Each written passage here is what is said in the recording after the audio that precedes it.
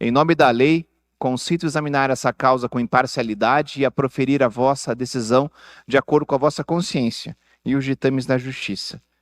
Senhoras e senhores do conselho, vamos imediatamente dar início já a interrogatórios. As testemunhas foram dispensadas, razão pela qual o réu exercerá nesse momento sua autodefesa, se entender que é o caso. Dá início, então, bom dia, senhor. Bom dia. Hoje, Sidney Fabian Melo Soares. agora sim. Esse ato, como eu explicava ao conselho de sentença, é um ato que nós chamamos de interrogatório, mas é um ato de autodefesa do senhor. O senhor não é obrigado a responder a nenhuma pergunta, o senhor fala se o senhor quiser e aquilo que o senhor quiser. Mas é o momento que a lei confere o senhor explicar aos jurados algo que o senhor entenda que seja importante para o senhor, entendeu? O senhor conhece a acusação, penso que conhece melhor do que todos, e eu gostaria de passar a palavra. O que o senhor quer contar sobre esta acusação que é feita contra o senhor?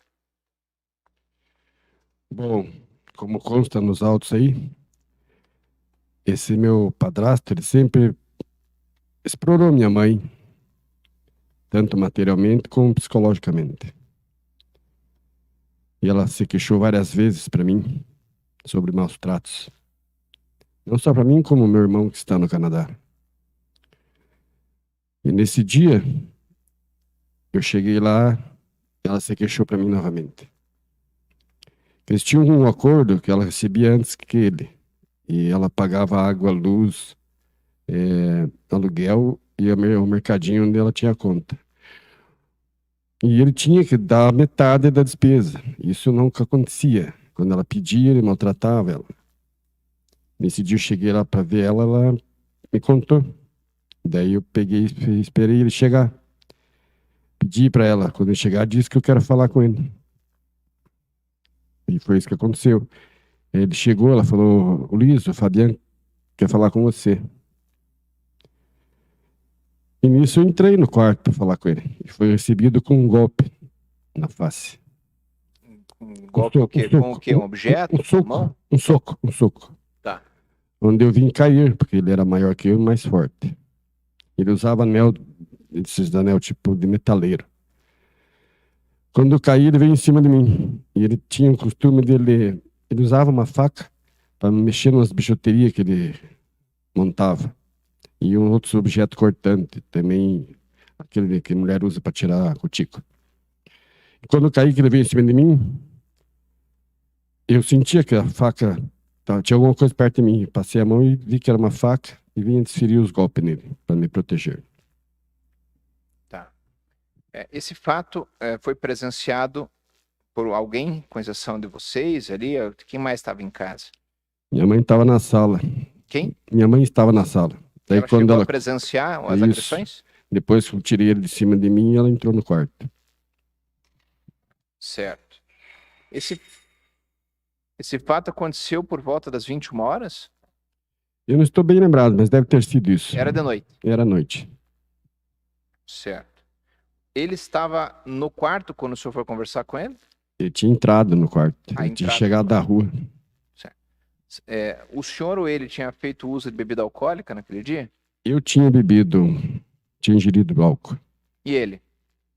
Ele não sei, ele não sei. Tá.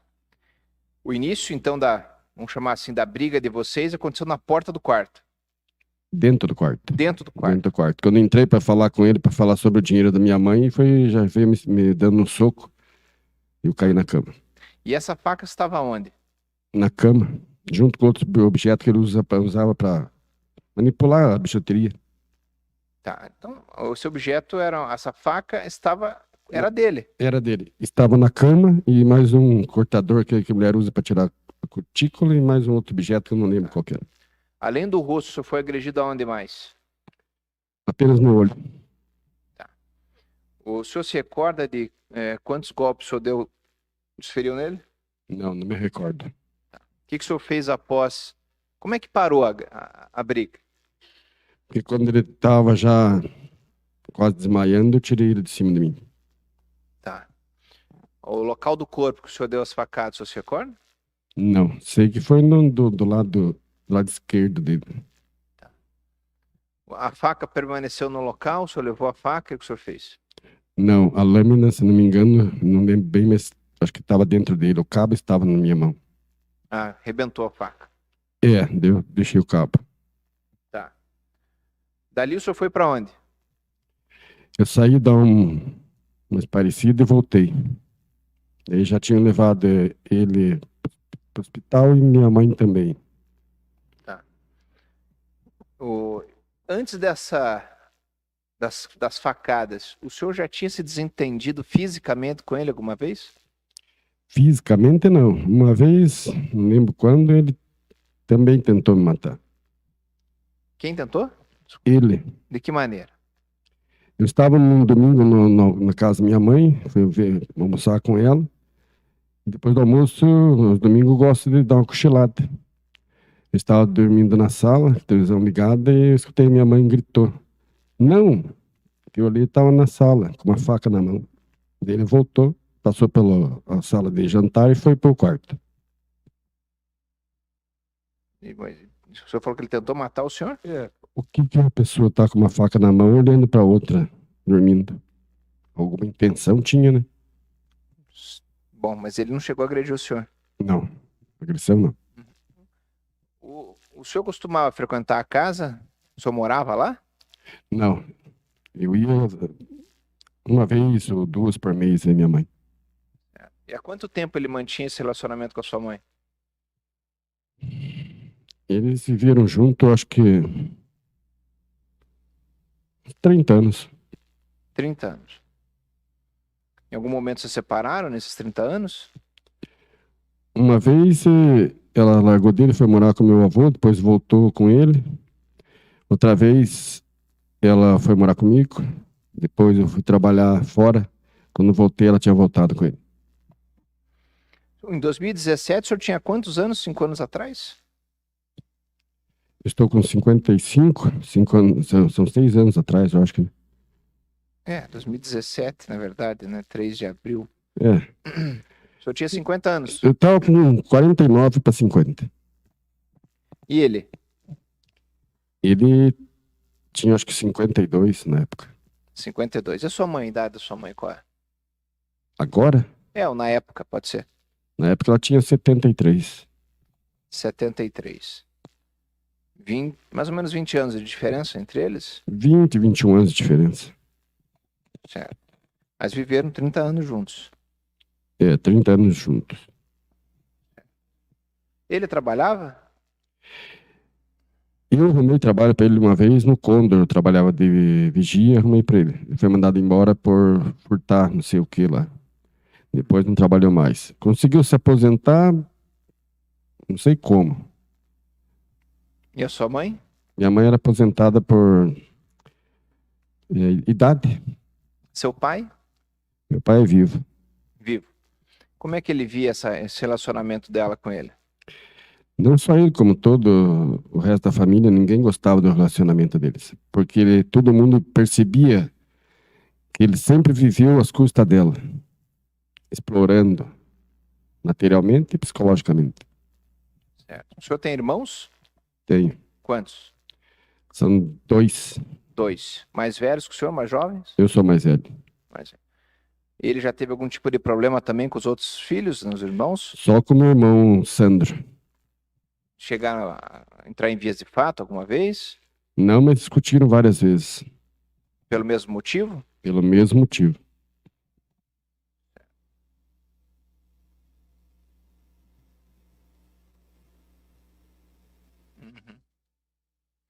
Consta aqui da denúncia que ele foi encaminhado ao hospital, né? Quem levou ele para o hospital? Nessa hora eu tinha saído para esparecer um pouco, de quando voltei eu já tinha ido, mas com certeza foi o SAMU. SAMU. Sabe dizer quanto tempo que ele ficou hospitalizado? Não sei. Tem notícias dele? A última vez que eu soube dele foi quando teve uma audiência aqui. Eu estava em Ponta Grossa. Mantém ainda relacionamento com a sua mãe? Minha mãe é falecida. Faleceu quando? Fazem, acho que uns Vai fazer 3 anos. 3 anos. O senhor é casado? Sou demasiado. Tem filhos? Tenho. Sua profissão? Pedreiro. O senhor gostaria de acrescentar alguma coisa, senhor Sidney? Não. Passa a palavra ao Ministério Público. Bom dia. Bom dia.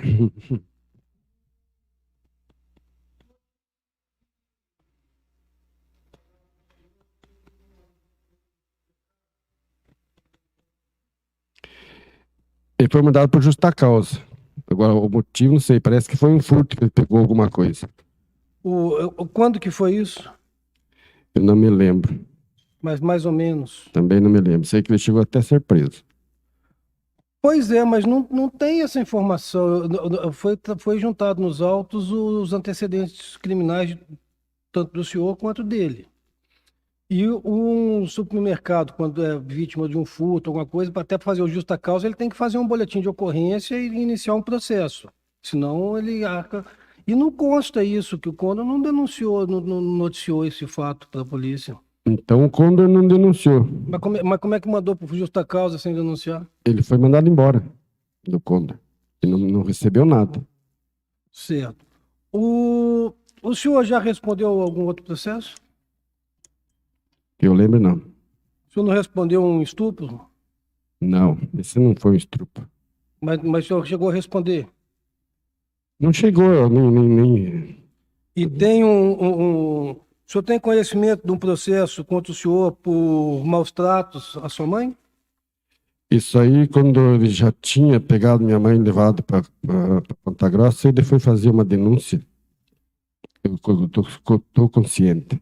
Ele foi fazer uma denúncia. Então tem os processos. Não, porque eu perguntei, o senhor falou que não tinha nada. Não, mas até agora não fui chamado para responder nada disso. O senhor não foi citado ainda para esse processo? Ainda não. Certo. Cadê os antecedentes? Como é que está esse processo aqui? Olha aqui, por favor. Mas diz que está aguardando audiência já. O senhor não recebeu a citação? Não recebi nada ainda. Nada? Nada. Se tivesse recebido, eu já tinha comunicado eles. Certo.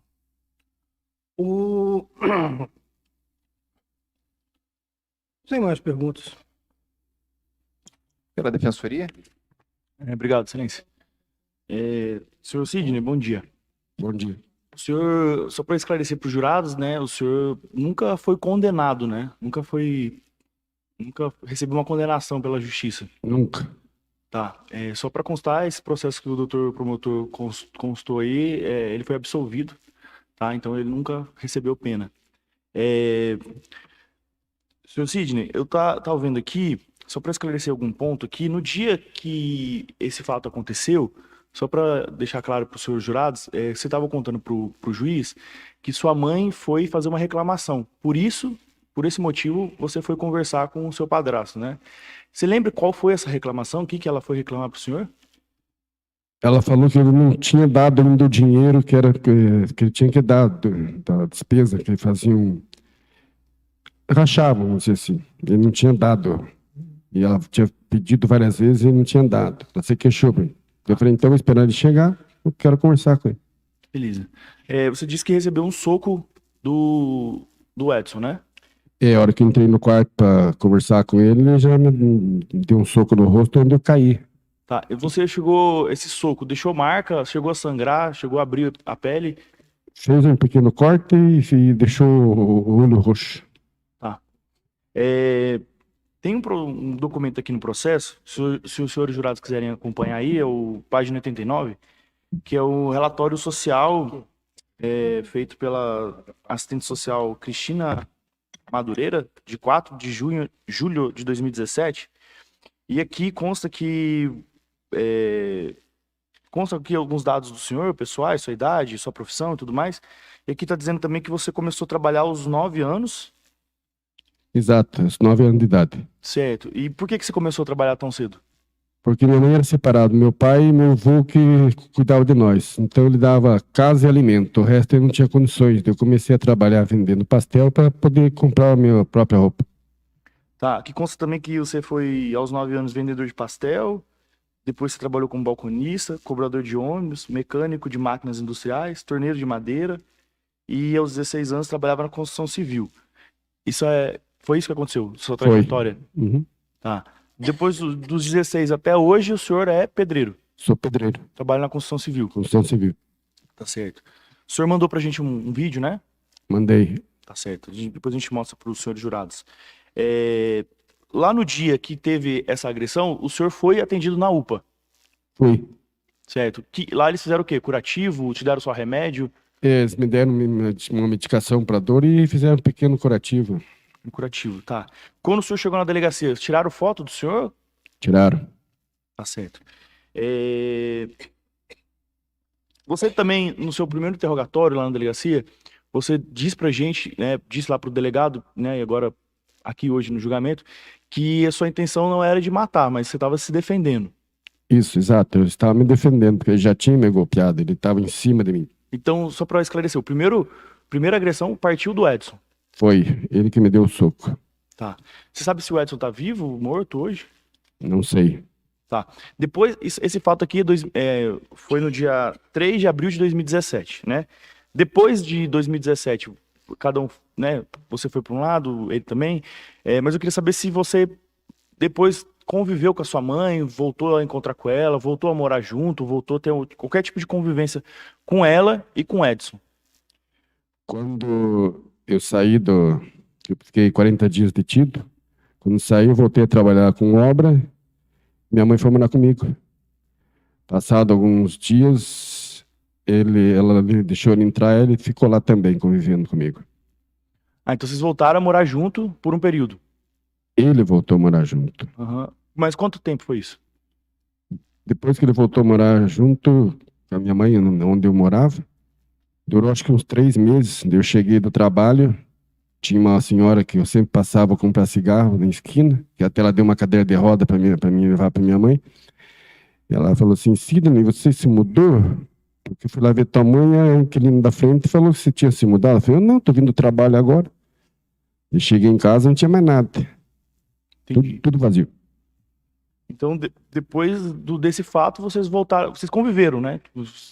Ele foi conviver com nós. Tá, mas assim, sobre isso, vocês chegaram a conversar, um pediu desculpa pro outro, estava resolvido, como é que era a Não. situação? A gente não se conversava. Conversava, tá.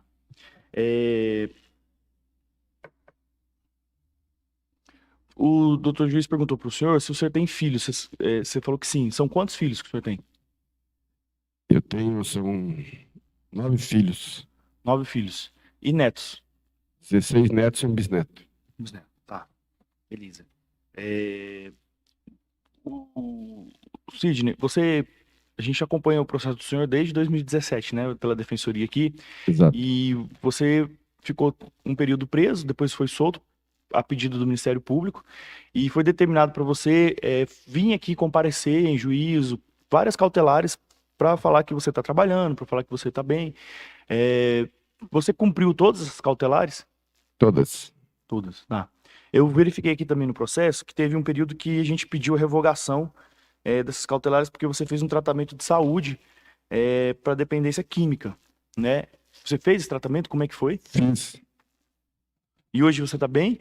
Tô bem, não bebo mais. Tá. Beleza. Tá. Então, Sidney, só mais duas últimas perguntas para você. Se o seu padrasto não tivesse dado aquele soco na sua cara, você acha que essa agressão teria ocorrido? Não teria, porque eu ia perguntar para ele por que ele não estava dando dinheiro da minha mãe, que era da minha mãe. Não ia ter essa agressão física. Entendi. E a última pergunta é assim, você deu as facadas, parou, né? Tirou ele de cima de você. Eu pergunto, se o senhor quisesse continuar agredindo ele, poderia? Poderia, que ele já não tinha mais defesa. Mas a sua intenção era essa? Não, de continuar agredindo, não. Tá certo. Tá bom, Sidney, eu agradeço. Não tenho mais perguntas, excelência. Uma questão pelo conselho? Ficou claro? Muito bem. O senhor está dispensado, pode sentar ao lado de sua defesa. Obrigado. Eu sempre inicio o processo, hoje eu pulei os cumprimentos, mas eu nunca inicio sem antes me dirigir à pessoa do réu, do senhor Cid. Por que, senhor Cid? Porque eu vou sustentar aqui que o senhor fez esse ato.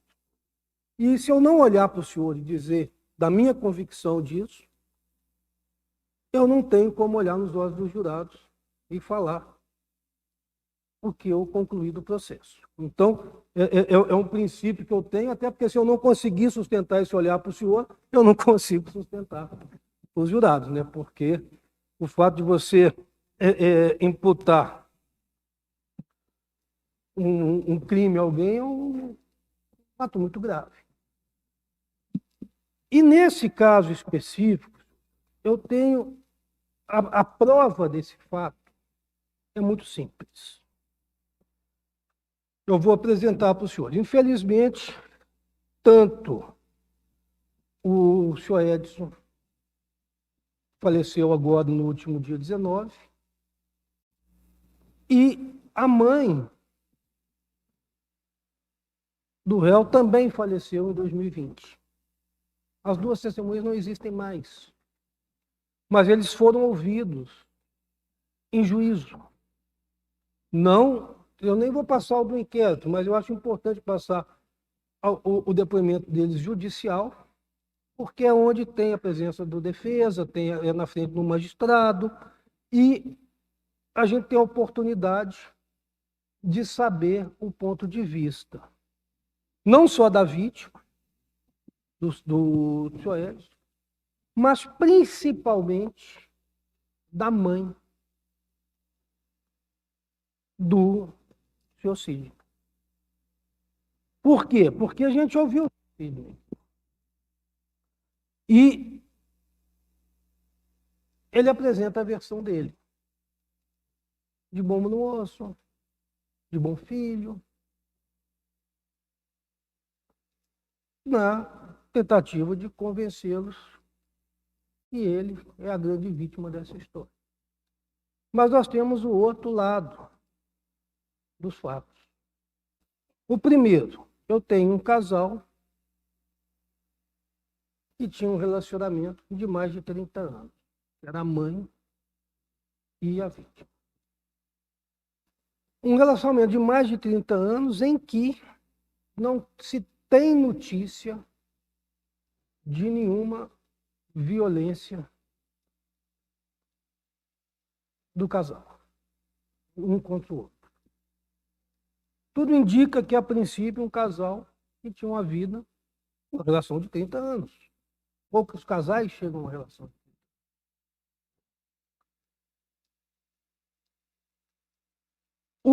A vítima foi levantada aqui no processo, que tudo é perquirido. O único antecedente criminal dessa vítima é de 1991. De 91, por uma lesão corporal, 91, ela devia ser jovem, alguma briga de bar, alguma coisa. Mas nada em relação, e após isso, mais nada.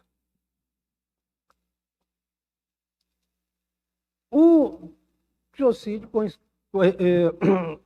senhor Sidney, coincidentemente, responde, está em andamento, um outro processo de maus tratos contra a mãe. Posterior a esse fato. É um processo que virou denúncia, teve uma investigação no Ministério Público, teve a denúncia formulada pela promotoria, teve a resposta à acusação, onde teria oportunidade para ver se isso existiu ou não, e a audiência está marcada, está aguardando a audiência de instrução de julgamento nesse processo. E teve esse passado que foi absolvido, mas um de estupro, também um crime bastante grave, a gente não tem como saber se fez ou não, tem que dizer que foi absolvido. E eu tenho esse fato aqui contra o senhor Cid. Não, quero lá o de Jesus. Ele diz que se defendeu. Eu ia pedir para os senhores darem uma olhada no movimento 79 ponto 23, página 183, que é o laudo de lesões corporais da vítima.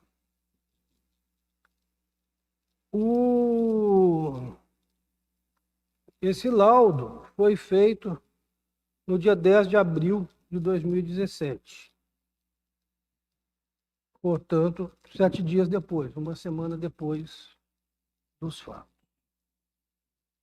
E aqui, quando fala aqui na primeira página, todo mundo acessou, mas eu vou ler, tem uma página, tem um título aqui que chama Exame Objetivo, onde descreve aqui: curativo no abdômen, com drenos laterais. Então, teve uma facada no abdômen. Curativo oclusivo da região torácica esquerda. Outra facada no tórax. Ferida cortante de 9 centímetros de extensão, localizado na coxa esquerda. Outra facada na perna. E 4, ferida cortante com 9 centímetros de extensão, localizado na região escapular, com pontas de escapular em escápula. Tem uma facada nas. Só nesse laudo aqui, eu descaracterizo qualquer situação de legítima defesa. Por quê? Legítima defesa com facada nas costas não existe. E com esse tanto de facada. Por que a lesão cessou? Porque a vítima caiu, desfaleceu, como ele mesmo disse aqui. Então, a partir do momento que eu desfiro 4 facadas na pessoa, a pessoa cai, e eu não quero esquartejar a pessoa, eu já fiz o meu serviço, eu acreditei que matei a pessoa. E ele saiu do local. Então, a primeira questão da legítima defesa, que afasta essa tese, é essa aqui. Então, se eu tenho alguém que possivelmente se defendeu, foi a pessoa do Edson, na tentativa de se escapar das facadas. Agora eu tenho o depoimento, eu vou pedir para passar o depoimento, até vou pedir para os senhores, está bem ruim o som, mas dá para ouvir. Mas eu tenho aqui, para acompanhar, põe para mim o depoimento, pode iniciar, qual que é o primeiro aqui? Pode começar... Oi? Só pausa um pouquinho. Dona Eva. Só pausa um pouquinho. Bom, eu não sei se vocês conseguiram ouvir, mas tem a parte gravada ali que é importante. Isso, que ela mesma relata, quando foi perguntado da relação dela com o Edson. Que eles se casaram em 1986, mas já viviam juntos 2 anos antes. Então, desde 84 que eles viviam juntos. E perguntado da relação, nas palavras dela, ela fala que se melhorar, estraga. E quem cuidava dela era o senhor Edson, que inclusive ela era cadeirante. Ela relata o que aconteceu. Eu até vou tecer aqui um pequeno, porque vocês voltarem no laudo de lesões, quando o Edson foi fazer as lesões, ele estava com os curativos. Então, não foram... foi detectado aqui os curativos, e não a quantidade de lesão. Tinha mais de uma lesão embaixo de cada curativo. Então, na realidade, não foram só os 4 curativos, foram 9 lesões, 9 golpes de faca dados na vítima. Então, tantos na região do abdômen, tantos no tórax, né, que é o próximo ao coração, tantos na perna e tantos nas costas. Não tem como numerar porque o perito ali, e isso tá no prontuário dele ali, né? Só tem os múltiplos. Não foram contados quantas lesões, mas eles contaram na hora. Isso, hoje eu não vou nem me alongar mais, porque é o que eu digo em todos os júris, pelo menos quando eu faço. O meu trabalho aqui não é convencê-los do que aconteceu, é demonstrar o meu convencimento. Demonstrar o que me trouxe no processo a vir aqui sustentar que o Sidney fez com eles. É trazer aqui a indignação dessa mãe que não está mais aqui. Trazer aqui a indignação desse Sidney que não está mais aqui.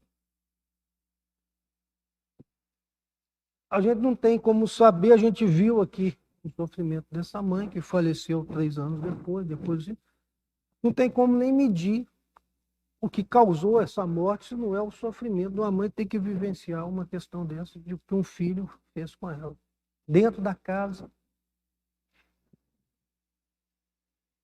Esse depoimento aqui foi no dia 7/2/2020, que foi a data dessa audiência.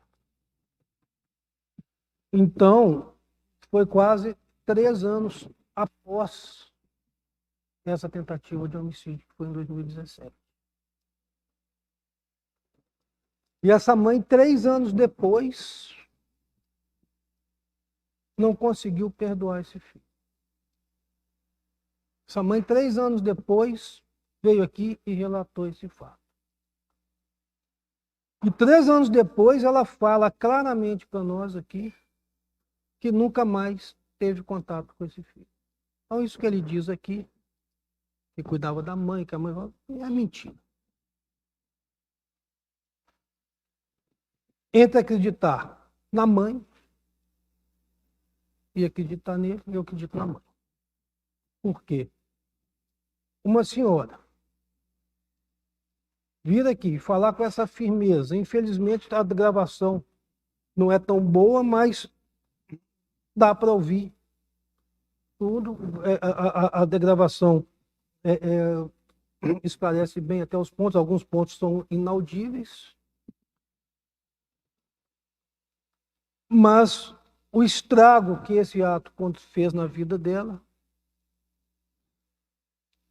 não teve retorno.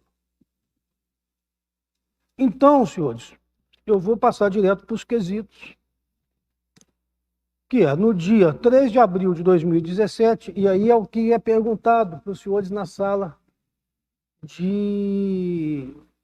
secreta onde é feita a votação. No dia 3 de abril de 2017, por volta das 21 horas, na residência situada na rua tal, o Edson foi vítima de golpes de arma branca, causando os ferimentos descritos no laudo de lesão corporal? Esse quesito não tem dúvida. Tem o laudo de lesões, tem a internação dele no hospital, ele foi vítima desse laudo. Foi o Sidney que praticou esse fato? Também não tem dúvida. O próprio Sidney fala que praticou. Assim agindo, o Sidney deu início à execução de um crime de homicídio que somente não se consumou por circunstâncias alheias à sua vontade, uma vez que a vítima foi prontamente socorrida e encaminhada ao hospital onde recebeu atendimento médico eficaz. Esse quesito é o da tentativa do homicídio. Ele fala aqui que podia ter dado mais golpe e que desistiu, que é uma tentativa de se defender. Mas, primeiro, pela gravidade das lesões, pela posição das lesões, e mais importante, por que ele cessou esses golpes? Porque a vítima caiu dura, caiu desmaiada. E a mãe gritando, tentando impedir. A hora que ele viu que tinha feito o serviço, acreditou que matou, esvaindo em sangue, abriu a barriga, abriu... Então, ele foi embora. Então, está claro aqui a tentativa de homicídio. Aí eu tenho o quarto quesito, que é um quesito obrigatório, genérico, né, que é os seus querem absolver o acusado. Uma das teses que vai ser apresentada, que ele diz aqui, é a legítima defesa. Que não tem legítima defesa nesse caso. A outra tese é ele tentar demonstrar que é um bom rapaz, que é trabalhador, junta depoimento de pessoas que conhecem ele, que é isso até o que eu questionei aqui, porque quando a gente vai ouvir uma testemunha, o processo criminal, isso é importante, ele tem fases, ele tem tempos para você juntar coisas. Então, primeira coisa, você não pode nunca surpreender a outra parte com um documento juntado na última hora. Você juntou um documento ontem à tarde, você não tem nem tempo de ver o que está juntado. Segundo, a prova testemunhal, quando é testemunha, até para vocês entenderem o objeto do questionamento. Tanto que eu não fui contra apresentar, porque eu entendo que tudo tem que ser mostrado no processo. Mas eu acho que tem coisas que não poderiam ser trazidas ao processo. O juiz teria que indeferir isso de plano. Por quê? Porque a prova testemunhal, ela não é um documento, não é uma prova documental. A testemunha vem e ela fala o que quer. Ela é ouvida. Então, vamos supor, eu tenho aqui, só para um título de exemplo, eu trago uma declaração de uma testemunha falando que nunca teve problema com o Sidney, falando que o Sidney é uma pessoa legal, Sidney trabalhou para mim, nunca me deu problema, é um cara legal. Beleza, está aí o depoimento, trato para vocês lerem. Mas eu não pude perguntar para essa testemunha. Eu poderia perguntar para ela, por exemplo, tudo bem, o senhor nunca teve problema com o Sidney, mas o senhor sabia se ele era usuário de drogas? Ah, isso eu sabia. Ah, o senhor sabia que ele se envolveu? Ah, isso eu sabia. Me é retirado, e é o princípio do contraditório. O contraditório não é só para defender o contraditório, é também para o Estado para trazer a verdade real para os senhores. Posso manipular uma prova e trazer só a minha parte da prova. A prova documental, eu posso questionar documentalmente. Falar, olha, isso aqui não aconteceu, eu posso questionar. Agora, a prova testemunhal, só perguntando. Só perguntando. E, nesse caso aqui, pode absolver, porque a pergunta é íntima. Ah, fiquei com dor, ele é um então, mas o que eu acho importante aqui, que os senhores vejam, é que nem a mãe absolveu. Nem a mãe quis a absolvição. A mãe quer a justiça. Ela fala por A mais B. O estrago, por quê? Porque isso foi feito com a pessoa que era o grande companheiro, o grande parceiro, o cara que cuidava dela. O cara que cuidava dela na velhice. É uma relação interessante, porque a gente vê tanto preconceito de idade, esse negócio, e a gente vê uma relação de uma pessoa mais jovem do que ela, que manteve uma relação de 30 e tantos anos e cuidava dela, dava banho nela, porque ela tinha dificuldade de locomoção já em razão da idade. E a gente podia interpretar e falar, opa, peraí, olha, que é o que a gente sempre vê falando, o cara vai ficar velho, o cara é mais novo, vai abandonar, e não, o cara não abandonou a dona Eva na velhice. Era o cara que cuidava dela. E o suicídio aqui, num ato falho, na tentativa de se defender, fala que o Edson usava o dinheiro da mãe. Que dinheiro da mãe? Que era um casal.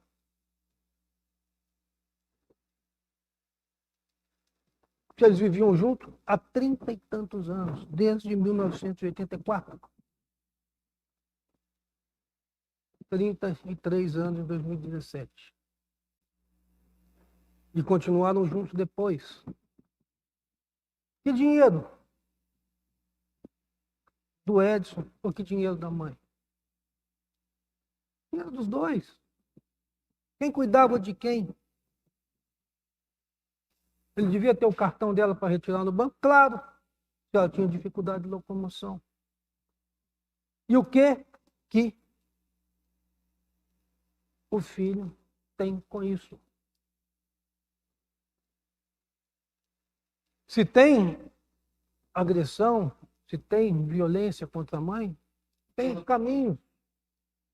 Do mesmo jeito que a própria mãe, depois desse fato, noticiou maus tratos dele em relação a ela. Por palavras que devia estar ligando, devia estar importunando. E nós temos esse depoimento da mãe. O crime foi praticado, então não é caso de absolvição. O crime foi praticado por motivo torpe. Eis que a vítima defendera sua companheira por diversas vezes de agressões verbais que o acusado perpetrava contra a própria mãe.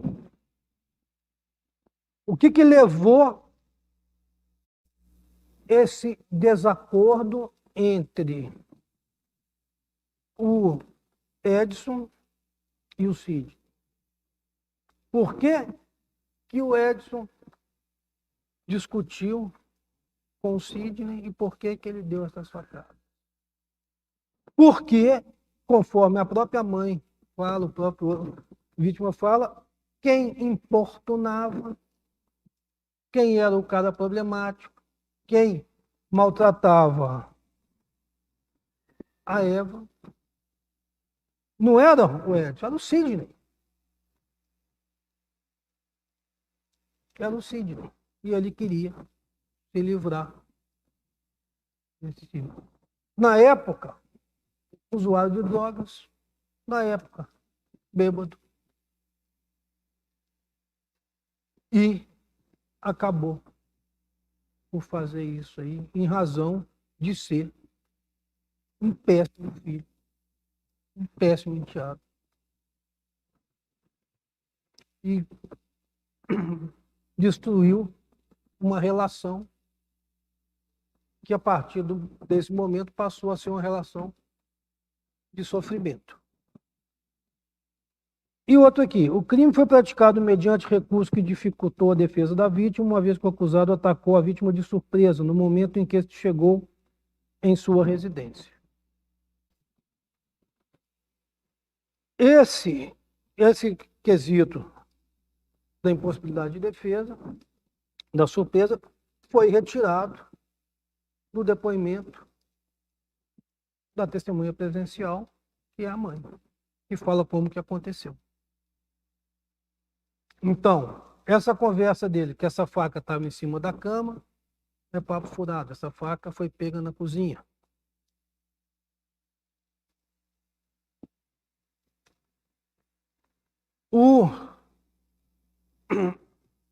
Tem um relato da própria mãe de quando ele fala. E aí esse quesito é um quesito interessante, porque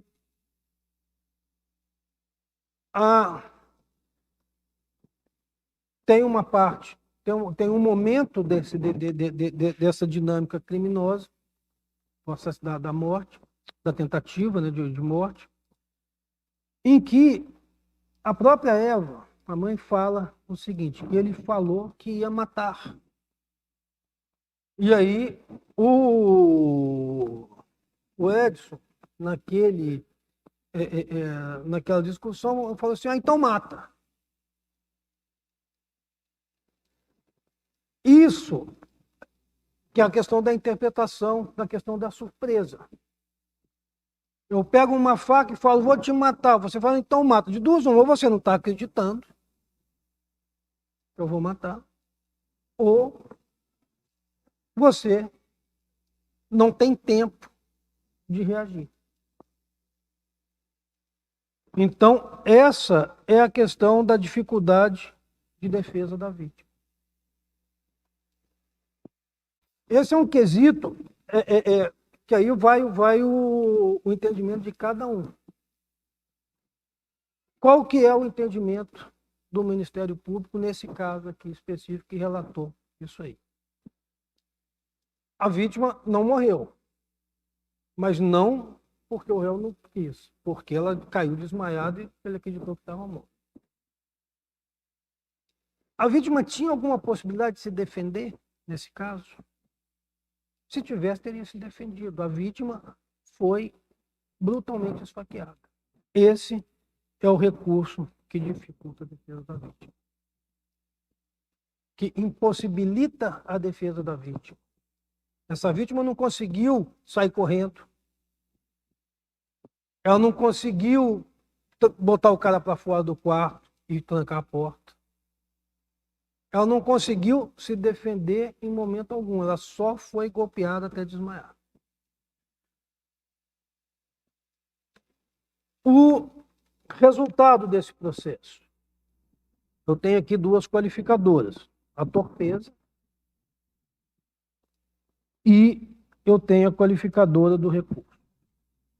Em entendendo as duas qualificadoras, só pode ser utilizada uma qualificadora para fixação. A outra qualificadora entra como circunstância, não é duas qualificadoras.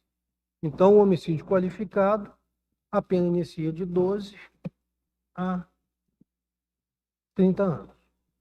No caso do Sidney, essa pena possivelmente vai ficar próxima do mínimo, e aí tem as progressões de regime, você tem uma série de coisas que possibilita quem dera se ficasse uns 12 anos preso. Na nossa legislação, isso não existe essa previsibilidade na nossa lei. Mas é uma resposta. O que a gente tem que analisar aqui é o fato. É o que o Sidney fez. E, mais importante, nesse caso eu tenho um crime praticado na frente de uma mãe. E essa mãe vem aqui e nos conta o que aconteceu. Essa mãe vem aqui e nos conta o que ela espera desse processo. E essa mãe, para quem acredita, eu acredito, possivelmente esteja vendo o que está acontecendo. A gente não tem como dizer o sim ou não.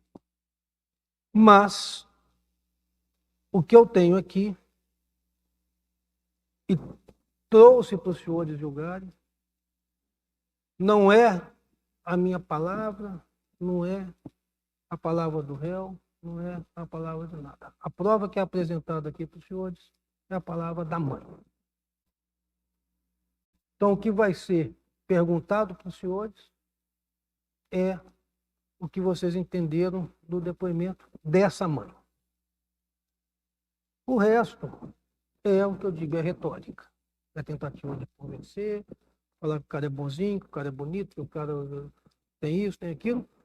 O que eu tenho é a prova processual, é os laudos que afastam qualquer possibilidade de legítima defesa. Eu tenho a torpeza do crime.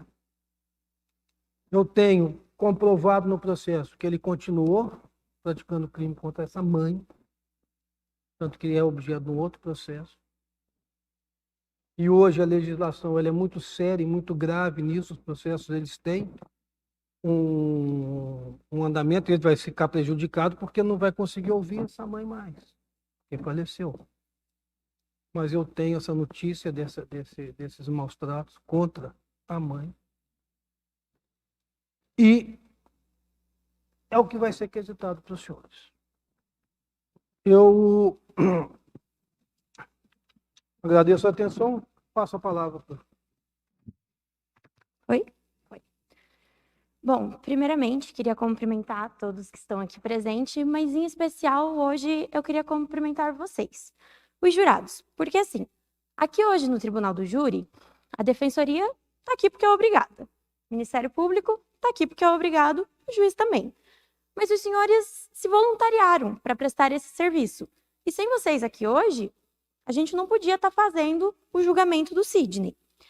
Então, primeiro, eu vou fazer uma leitura de um pedaço de um livro que eu gosto muito e que fala sobre a instituição do Tribunal do Júri. Os crimes dolosos contra a vida são precisamente aqueles que mais causam impacto na sociedade. E são aqueles que muitas vezes os juízes togados não o podem sentir, pois estão afeitos a fórmulas técnicas, estão mais preocupados em equacionar a jurisprudência, casos julgados, transferindo para isso a responsabilidade que o jurado não transfere, que é dele na interpretação humana. Os juízes togados se limitam àquilo que foi relatado, muito sucintamente, não viram as circunstâncias através de um debate entre acusação e defesa.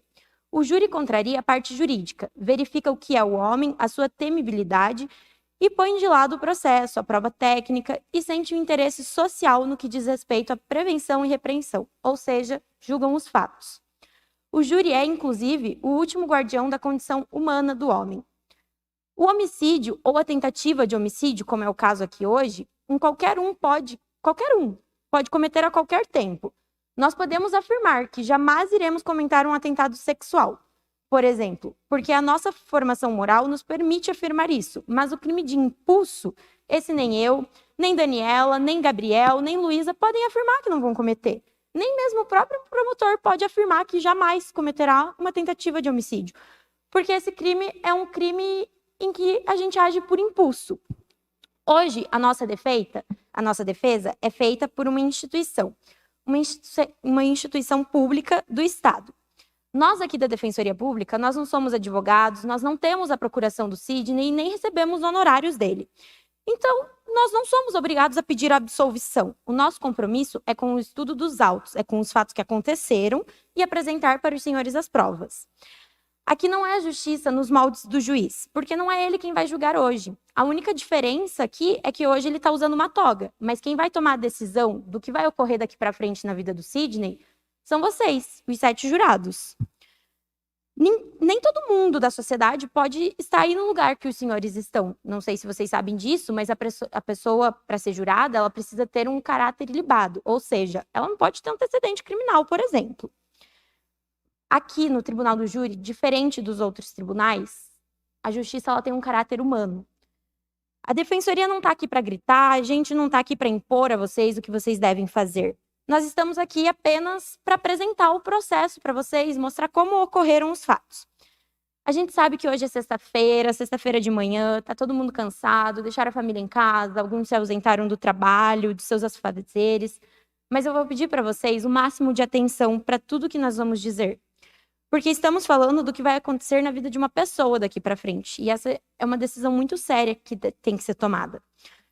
Como eu disse, nós vamos apresentar para os senhores o processo. Assim vocês vão poder votar com tranquilidade, independente da absolvição ou condenação. Porque aqui a gente não está impondo para vocês nenhuma das duas coisas. Vocês não devem lealdade a gente, mas vocês devem lealdade à consciência de vocês. Eu não me sentiria bem condenando uma pessoa inocente indo para casa com esse peso na consciência. O sistema carcerário é uma coisa que todo mundo conhece hoje em dia pela televisão. Algumas pessoas nunca chegaram a ir até lá. Mas pela televisão todo mundo tem uma noção de como é o sistema carcerário. E eu não me sentiria bem comigo mesmo depois mandando uma pessoa para dentro do sistema carcerário sem que ela merecesse estar lá. Então é isso. Passo a palavra para o Dr. Vitor. Obrigado, Fernanda. Parabéns pelas palavras aí. Cumprimento do Dr. Daniel, a Jane, Dr. João, a equipe dele que está aqui, o Sidney, o Guilherme e a Fernanda, que são meus estagiários, o pessoal que está aqui assistindo, bom dia, né? Quase boa tarde. E os senhores jurados, né? Meu nome é Vitor, sou defensor público aqui do Tribunal do Júri. Esse é meu primeiro júri do ano, porque eu troquei atribuição com colega, então, o primeiro júri do ano em Curitiba, tá? Eu fiz em outras comarcas. E aí, assim, a gente vem aqui hoje, a Defensoria Pública é uma instituição pública né, que defende os mais necessitados, né? Então, Sidney é uma pessoa pobre, que não tem condições de ser um advogado, e por isso a defesa dele é feita e exercida pela Defensoria Pública, né? Inclusive, o processo do Sidney é de 2017, foi bem no começo, quando eu removi para cá. Era defensor em Colombo, aí vim para cá para o júri, então desde 2017 eu estou aqui. Eu digo para vocês que é muito bacana trabalhar no júri, porque é muito desafiador, né? E eu confio muito na decisão dos jurados. Assim, eu sempre vejo que muitas das vezes é muito melhor ter um corpo de jurados do que uma decisão de um juiz, que muitas das vezes é um cara que nasceu numa classe média, num determinado tipo de renda, com um determinado tipo de pensamento, que às vezes é muito mais difícil de convencer do que um grupo de pessoas que vêm de diversas regiões, né, diversas formas de criação. Então, é muito bacana trabalhar no júri por conta disso. É muito mais desafiador, né? E aí, foi muito dito aqui pelo Ministério Público que, lógico, né, o Dr. João é um excelente promotor de justiça, não só é um promotor inteligente, mas também um promotor com coração, né, que isso é muito importante aqui no júri. Mas ele reforçou muito a questão de a gente dar voz à vítima, né? Nem foi a vítima aqui no caso, né? Mas muito da voz, escutar o que a mãe, né, a dona Eva, disse. E foi dito também aqui que dona Eva não perdoou o filho, né? E assim, dona Eva não veio aqui, infelizmente, e o Dr. João não perguntou para dona Eva se ela perdoa ou não o filho dela. Porque eu tenho certeza absoluta que se ela estivesse aqui, ela teria perdoado. Inclusive, tem um dado aqui no processo que eu vou trazer para vocês, muito em relação a isso. Mas o que eu queria levar em consideração? Que vocês, como jurados aqui, lógico que existe a vítima desse processo, que é o Edson, né, que ele já faleceu também, mas que ele não morreu por conta dessa situação que aconteceu em 2017. Né? Mas a responsabilidade dos senhores jurados é com o réu. Porque vocês não vêm aqui para condenar ou para absolver a vítima. Vocês vêm aqui para dar justiça hoje ao senhor Sidney, que é um senhor de 55 anos, pedreiro, pai de 9 filhos, avô de 16 netos, bisavô de 1 a criança.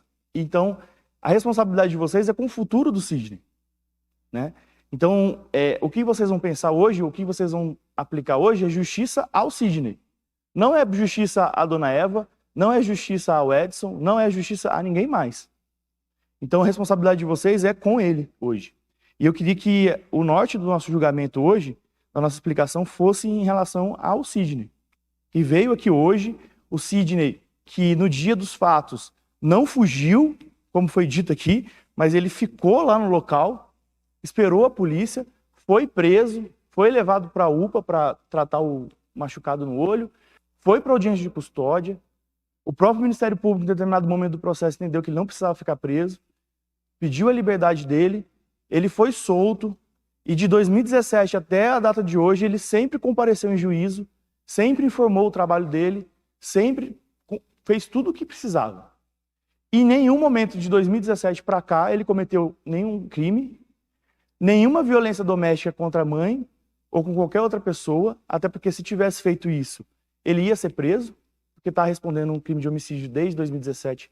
E isso é a primeira coisa que a polícia ia ver na ficha dele. Então, isso é o primeiro ponto que eu gostaria de trazer para vocês. E aí, senhores jurados, o papel da defesa aqui, o processo tem mais de 700 páginas, né? São 2 volumes, é um processo grande. Infelizmente, vocês não vão conseguir ler o processo todo, né? Então, o trabalho da defesa é mostrar alguns pontos, né? Porque a gente tem 2 narrativas. A gente tem 3 narrativas. A narrativa do Edson, que é a vítima, que diz que chegou lá e levou a facada. A gente tem a narrativa da mãe, que foi uma testemunha, que em alguns pontos ela coincide com o depoimento do Edson, outros coincidem com o depoimento do Sidney. E a gente tem a versão do Sidney. Eu vou mostrar isso aqui para vocês ponto a ponto. Tá? E aí, o primeiro documento do processo, antes de a gente ter processo, a gente tem o inquérito policial, que a polícia vai lá e faz uma investigação. E aí eu vou até falar a página, vocês podem até acompanhar, que a gente vai junto aqui, né? Então a gente tem um boletim de ocorrência, que é o movimento 79.7. Nesse documento aqui, Vou falar a página para vocês, página 183. Então, o boletim de ocorrência é o primeiro relato do que aconteceu. Quem normalmente faz isso? O próprio policial militar que faz a abordagem lá, a prisão, que foi, no caso, os 2 policiais militares que prenderam o Sidney, eles foram e fizeram o boletim de ocorrência. O que está dizendo no boletim de ocorrência? Né? No local, a equipe foi informada pela senhora Eva que seu filho Sidney entrou em luta corporal com o senhor Edson, seu padrasto, sendo que o senhor Sidney desferiu alguns golpes de faca no senhor Edson. O mesmo foi encaminhado pelo CIAT ao Hospital do Trabalhador, onde permaneceu internado. O senhor Sidney apresentava algumas escoriações nos braços e lesões no olho esquerdo, sendo levado pela equipe à UPA do Pinheirinho, onde foi medicado e liberado. Diante dos fatos, foi-lhe dado voz de prisão, informando seus direitos constitucionais e encaminhado ao CIAC-Sul para as providências cabíveis. Então, vocês conseguiram chegar aí? Não? Movimento 79.7? Vê se... 183. Isso. 105. Então, assim, a polícia militar que fez a ocorrência disse que teve uma briga. Dona Eva informou que teve uma briga. Disse que quem começou a briga foi seu filho, Sidney, entrou em luta corporal com Edson. Não disse o motivo, não disse, disse que teve a facada. Pronto, esse é o primeiro ponto da informação. O policial Ademar, que é um dos policiais que fez a ocorrência, no movimento 1.3, aí, Jane, se puder colocar para mim, 1.3, ele diz o seguinte, que a equipe foi informada pela pessoa da senhora Eva que seu filho Sidney entrou em luta corporal com o padrasto Edson, que, conforme palavras do ora autuado, teria agido em defesa de sua mãe, que era agredida pelo padrasto, o qual, enquanto tentava ele conversar, também ele teria agredido com um soco no olho, que, em razão disso e pelo fato de o padrasto teria partido para cima dele, no intuito de se defender, acabou Sidney fazendo uso de uma faca que portava naquele momento. Então, assim, o policial militar está contando a história que foi contada para ele lá. Quem contou essa história para ele? Dona Eva, o Sidney, menos o Edson, porque o Edson não estava lá. Beleza. E aí, qual é a história que o Sidney contou pra gente hoje aqui? Que ele foi conversar com o Edson, levou um soco na cara, e esse soco na cara abriu o olho dele, ficou roxo e teve um sangramento, tanto é que ele foi pra UPA. Ele caiu no chão, o padrasto, que é maior que o Edson, caiu por cima dele, e o Edson pegou a faca e esfaqueou ele. E aí, o que a gente tem no processo, né, que corrobora essa informação? Será que isso é verdade ou não?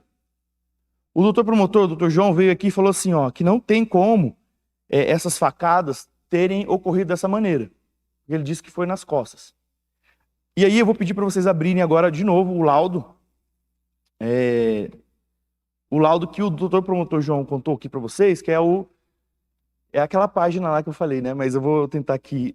Movimento 79.23, Jane. Já falo a página para vocês. A gente, no exame objeto, aqui na parte do meio, fala assim, exame objeto. A gente tem o item 1 e o item 2. O item 1 e o item 2 não interessa pra gente porque foi o curativo.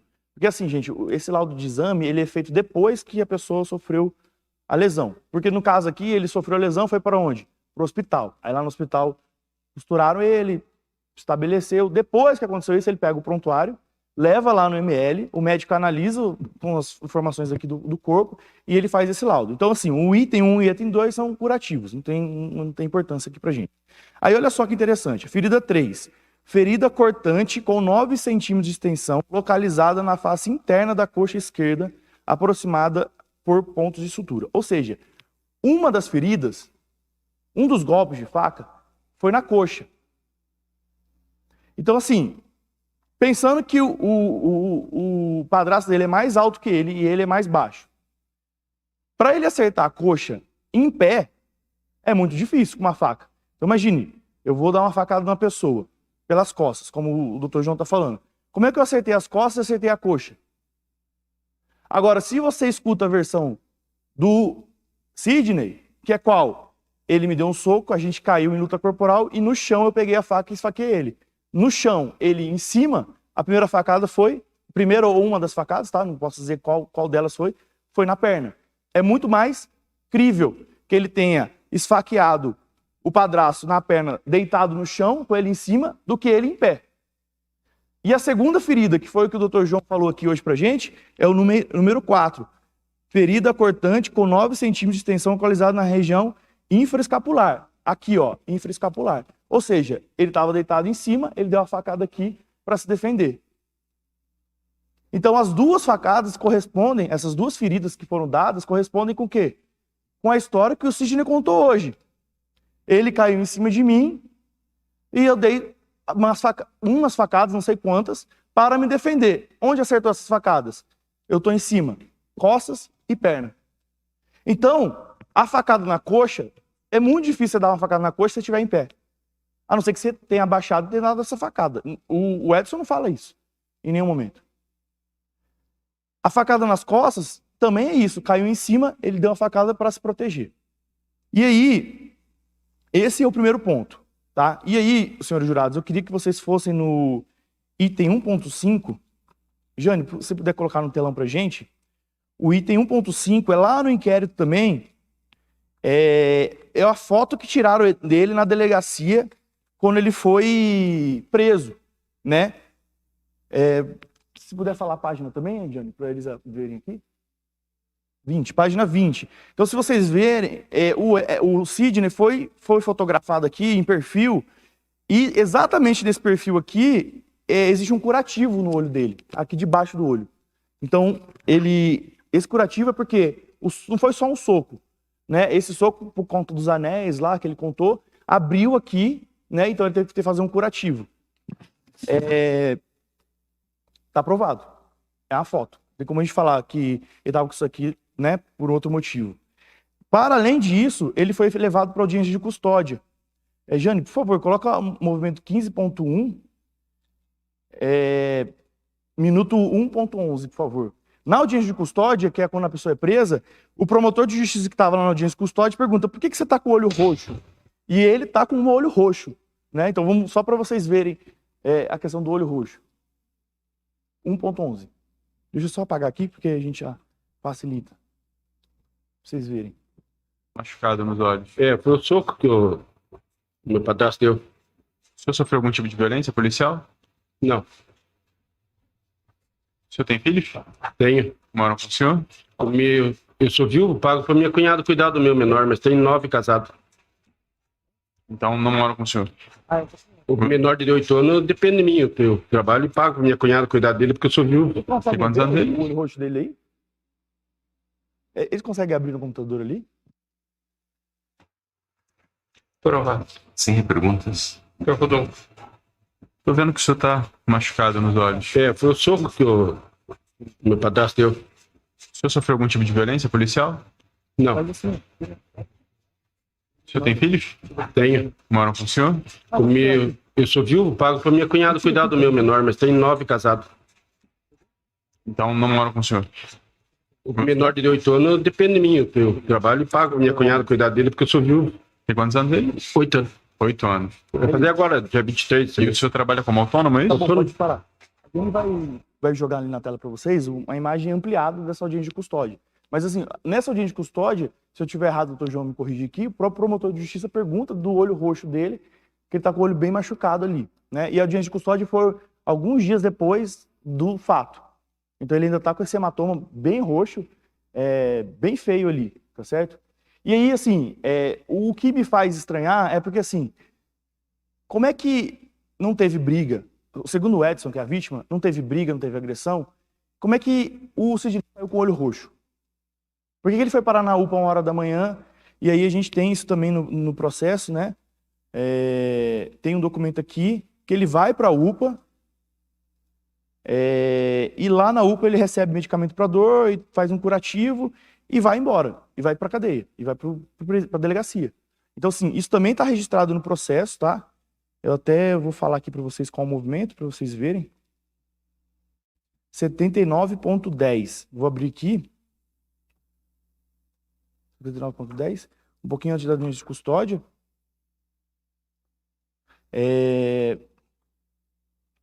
A declaração aqui, ó, vou até tirar aqui para vocês verem. Declaração do médico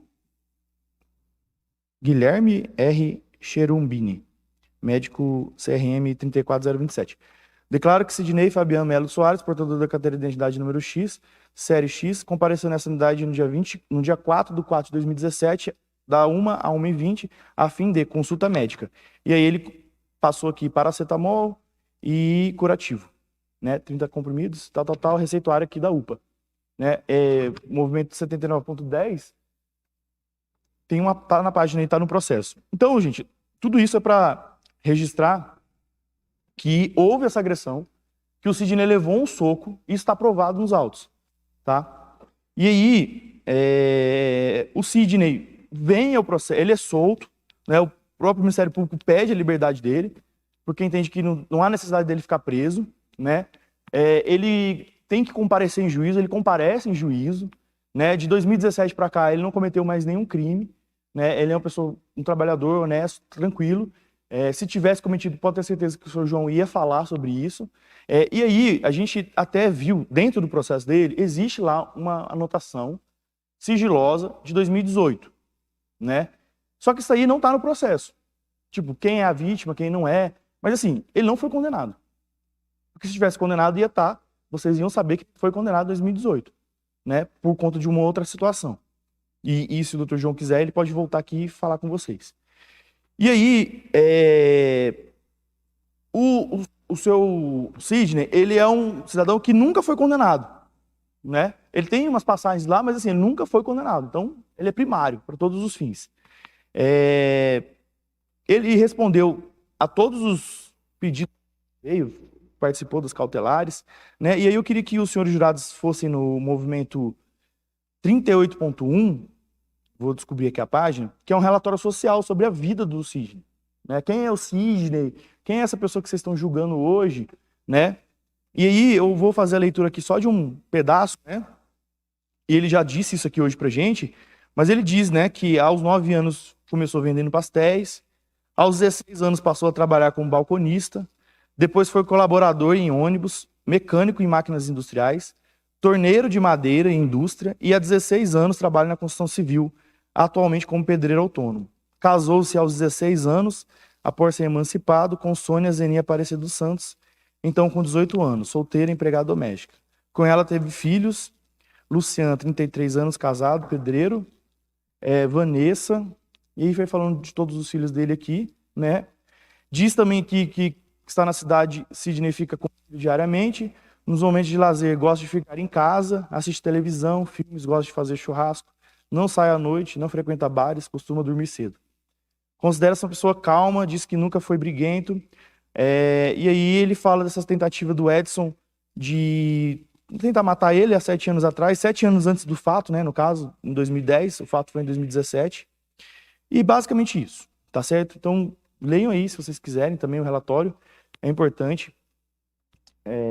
Então a gente está diante de um rapaz assim bem humilde, né, o seu Sidney. Então, eu não consigo ver aqui, senhores jurados, que o seu Sidney está mentindo. Sabe? Porque assim, quantas vezes, e eu não sei, vocês fizeram o júri, vocês participaram de outros júris aqui, né, esse mês, né? E assim, quem é que comete um crime de homicídio e fica em casa? Espera a polícia. Quem é que quer matar, dá facada e não sai correndo e vai embora e foge? Então assim, eu não consigo ver que a intenção do seu Sidney tenha sido uma intenção homicida. E mais, foi perguntado para a dona Eva, e vocês escutaram aqui os depoimentos, se ele quisesse ter continuado, ele poderia? Poderia. Né? Ele sabia que o Edson não estava morto. Ele ainda não estava desacordado, ele não tinha desmaiado, ele estava consciente. Né? Mas ele parou. E aí, no direito penal, a gente tem o que a gente chama de desistência voluntária.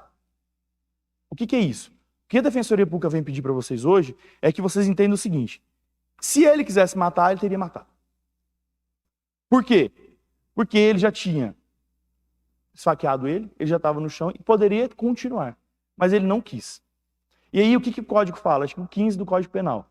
Diz o seguinte: se você começa um crime e desiste, ou se você começa um crime e ajuda essa pessoa a se socorrer, você só vai responder pelos atos já praticados. A gente está falando em impunidade? Não. A gente está falando o seguinte: o seu Edson, o seu Sidney, perdão, ele cometeu um crime? Cometeu. Mas não um crime de homicídio. Por quê? De tentativa de homicídio. Primeiro, ele não tinha intenção de matar. Segundo, ele parou de esfaquear. E ainda colaborou com a justiça porque ele foi preso e está aqui hoje e veio na audiência e está aqui. Então, quando os senhores entenderem dessa maneira, se os senhores entenderem dessa maneira, ou contrariamente ao que o Ministério Público está sustentando aqui, vocês vão estar falando assim, olha, o Sidney fez a coisa errada. O Sidney cometeu um crime de lesão corporal, mas não um crime de tentativa de homicídio. E por que eu digo isso? Porque o crime de tentativa de homicídio é um crime qualificado, hediondo, com a progressão altíssima, de 2/5. E o próprio Sidney está falando aqui para vocês hoje que essa não era a intenção dele. Por quê? Porque se ele não tivesse levado o soco na cara, ele não teria dado as facadas. Primeiro ponto. Segundo, depois que ele começou a dar as facadas, ele parou. Porque ele não queria que o Edson morresse. E o Edson não morreu. Conseguiu sobreviver. Então, quando a dona Eva vem aqui e fala, eu quero justiça, é uma resposta muito difícil. Ela não está falando que ela quer, que ela não perdoou o filho dela. Ela não está falando que ela quer que ele responda um homicídio qualificado como o Ministério Público está pedindo. Ela só está falando que quer justiça. E aí a decisão não é nem minha, nem do Dr. João, é de vocês. Hoje vocês vão decidir se vocês punem o senhor Sidney por uma tentativa de homicídio qualificado ou por uma lesão corporal. A gente está defendendo que foi uma lesão corporal, porque ele não tinha intenção de matar. Se ele quisesse matar, ele teria matado. E mais uma coisa, e aí um detalhe assim, muito importante que quando o Dr. João estava falando ali, eu fui ver e essa informação não foi muito explorada. E assim, gente, é muito difícil quando as testemunhas não vêm aqui. Né? Porque assim, o Edson não veio aqui, que é a vítima, e a dona Eva não veio aqui. Eles já faleceram. Então assim, fica difícil até para mim e até para quem está acusando. Porque tem várias perguntas que eu queria fazer para eles que eu não posso perguntar. Por exemplo, você perdoou seu filho? E aí eu digo isso porque assim, a dona Eva ela foi ouvida, tanto o Edson quanto a dona Eva foram ouvidos 2 vezes pela polícia. Antes da audiência, eles foram ouvidos 2 vezes pela polícia. E aí o depoimento da dona Eva, o segundo depoimento da dona Eva, na delegacia é muito interessante, porque olha a informação que ela traz aqui pra gente. Eu vou até falar a página para vocês poderem acompanhar. Mas ela fala o seguinte, ó. Jane, movimento 79.27, por favor. Esse é o termo de declaração feito no dia 31 de julho de 2018. Ou seja, um ano, mais ou menos um ano. O crime foi em abril de 2017, e aí em julho de 2018 ela vai lá na delegacia e dá um depoimento. E olha que interessante que colocaram até em caixa alta, né? A segunda página dela, ela diz o seguinte: Sidney voltou a morar com a declarante e seu esposo, Edson, mesmo contra a vontade dos mesmos. Ou seja, será que não houve perdão? Porque eu acho muito difícil uma mãe não perdoar um filho e deixar ele morar junto com ela, mesmo que tenha medo, né? Mesmo que, eu tô com medo, tudo bem. Mas ela deixou ele morar lá. Ela poderia ter feito o quê? Falado o seguinte, olha, você não pode morar aqui. Vocês conseguiram achar aí? Qual é a página, Jane, por favor? 213. Aí vocês vão na 214, que é o comecinho da segunda página, né, do depoimento dela. E aí tá em caixa alta. Tá, até colocaram em caixa alta. Sidney voltou a morar com a declarante e seu esposo Edson. Dona Eva perdoou o filho? Não sei. Isso não foi perguntado para ela. O doutor João tá falando aqui, mas ele também não conseguiu perguntar isso para ela. Mas ela voltou a morar com o filho. E o Edson, que é a vítima desse processo, também voltou a morar com ele. Não, ela falou que queria justiça, mas ninguém perguntou se ela perdoou ele. Não perguntou. Não perguntou. Mas assim, e aí o que eu estou dizendo aqui? Um ano depois do fato, eles voltaram a morar junto. Então assim, eu tenho dificuldade de falar assim, não perdoou. Para mim, perdoou. Até porque mãe vai perdoar o filho sempre, né? Só que ela não está aqui hoje para a gente perguntar isso para ela. E aí, isso aqui é um fato muito importante. E outra, tem um detalhe aqui, né? Muito importante que assim, apesar dele estar morando aqui, ele não poderia estar morando com ela. porque aí não poderia se aproximar da vítima. Tá bom? Mas mesmo assim, se aproximou, nada de errado aconteceu, porque se tivesse acontecido, pode ter certeza absoluta que o Sidney estaria preso, e a gente estaria fazendo hoje o júri dele preso e não solto, e o Sidney está solto, né? Então, esse é um ponto também muito importante que eu trouxe aqui para vocês avaliarem. E continuando aqui, senhores jurados, na audiência de instrução e julgamento, o doutor João colocou aqui pra gente, realmente, tá muito difícil o som, né? Difícil escutar, de entender e tudo mais. Mas assim, eu consegui identificar duas contradições no depoimento do Edson, que eu gostaria de trazer aqui para vocês. Primeira parte, tem uma informação que não bate. Porque assim, o Sidney fala que morava lá, morava não, visitava, participava da casa, tal. O Edson fala, não, ele não morava aqui. Só que a mãe, Dona Eva, quando é ouvida em audiência, o juiz pergunta para ela, o Sidney morava com a senhora? Ela responde, o Sidney morava, mas daí aconteceu tudo aquilo. Então, assim, há uma dúvida. O Sidney fala que morava, convivia lá, a mãe fala que morava, só que o Edson, quando é ouvido, ele fala, não, ele não morava lá, ele ia lá só visitar de vez em quando. Segunda contradição que consta aqui quando o doutor Daniel, que era o juiz lá no dia da audiência, pergunta, posso até colocar esse trecho para facilitar, tá? Mas o juiz pergunta para ela,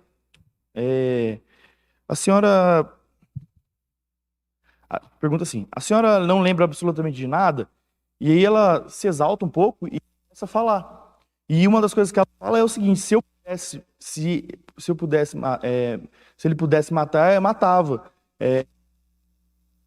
A própria Dona Eva diz isso, né? Que inclusive foi perguntado se ele estava desmaiado.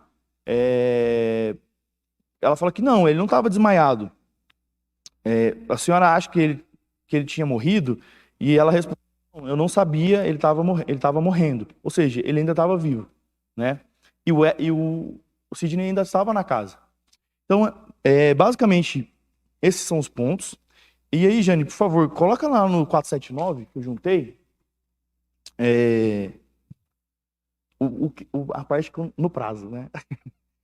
E, basicamente, quem é o Sidney hoje? O Sidney continua sendo um pedreiro, continua sendo pai de 9 filhos, um avô de 16 netos, né?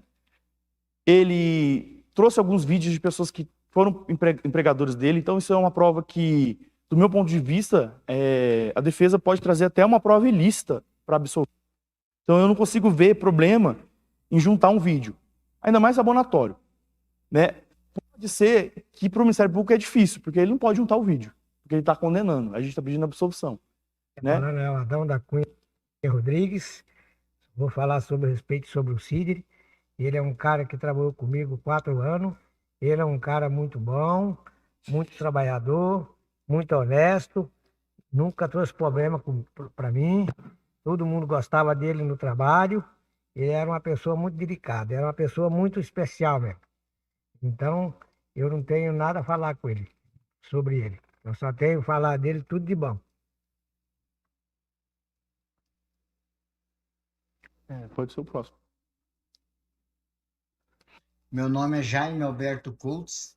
Eu tenho que falar do Sidney, que ele trabalhou quase 2 anos comigo, um ótimo funcionário, uma pessoa muito bacana. Além de trabalhar bem, fez amizade com todos os funcionários, nunca deu problema.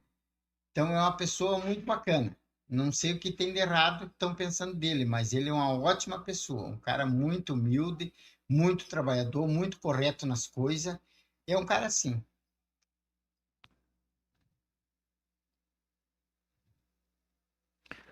Acho que tem um vídeo também dele. E quem está falando é o Adão. Que são pessoas que trabalharam com ele. Então, eles não são bandidos, são trabalhadores. Mas é testemunho de bonificação. Mas é testemunho de bonificação só. Não do fato.